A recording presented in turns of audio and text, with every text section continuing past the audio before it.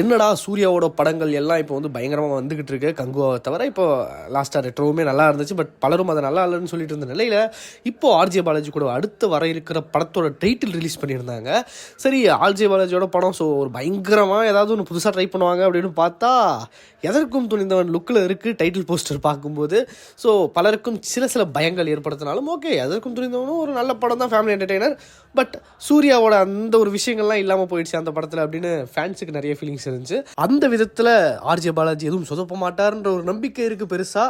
அவரை ஒரு என்னதான் நம்ம வந்து ஒரு ஆக்டராக பார்த்துருந்தாலும், காமெடியான ஒரு ஆக்டராக பார்த்துருந்தாலும், அவருடைய டைரக்ஷன் வந்த படங்கள் எல்லாமே வந்து சூப்பரான படங்கள் தான். அந்த விதத்தில் இந்த படமும் ஃப்ளாப் ஆகாது அப்படின்ற ஒரு நம்பிக்கை, ப்ளஸ் சூர்யா ஃபேன்ஸுக்கும் ஏற்ற மாதிரி சில விஷயங்கள் பண்ணியிருப்பாருன்ற ஒரு எதிர்பார்ப்பும் இருக்குது. ஸோ இந்த கருப்பு இந்த படத்தோட டைட்டில் பார்க்கும்போது பல விஷயங்கள் வந்து இருக்குது. பார்க்கும்போது என்ன தெரிஞ்சுது அப்படின்னா, இது ஒரு வில்லேஜ் ஓரியன்டான ஒரு படமாக இருக்கும். At the same time shooting போன இடமெல்லாம் பார்த்தீங்கன்னாலும் ஒரு லைக் ஒரு டவுனுக்குள்ளே எடுக்கிற மாதிரியான விஷயங்களாக தான் வந்து செட்டப் பண்ணால். அண்ட் போஸ்டரில் பார்க்கும்போது நம்ம சூர்யா இருக்காரு, அதுக்கு முன்னாடி வந்து கோயிலோட செட்டப் இருக்குது, கோயில் குத்துற இதெல்லாம். ஸோ இதெல்லாம் வச்சு பார்க்கும்போது அதான் ஒரு ரூரல் சப்ஜெக்டாக ஒரு கடவுள் சார்ந்து இருக்கிற மாதிரி ஒரு ஃபீலு. பட் படத்தை பார்த்தா தான், ட்ரெய்லரை பார்த்தா தான் நமக்கு என்னென்னு தெரியும். ஸோ ஹோப்ஃபுல்லி இந்த படத்துக்கு நல்ல ஒரு ரிவ்யூ, நல்ல ஒரு ட்ரெய்லர் கிடைக்கும் நம்புறேன். இதோட இது முடிச்சு நம்ம கேட்டு பை.